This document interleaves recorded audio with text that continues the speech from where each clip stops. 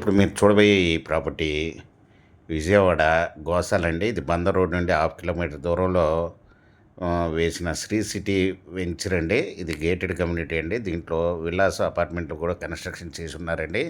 ఇది ready to construction. దీని ప్రక్కనే విల్లాస్ కూడా కన్స్ట్రక్షన్ చేశారు. ఇది వెస్ట్ ఫేస్ ఫ్లాట్లు అండి.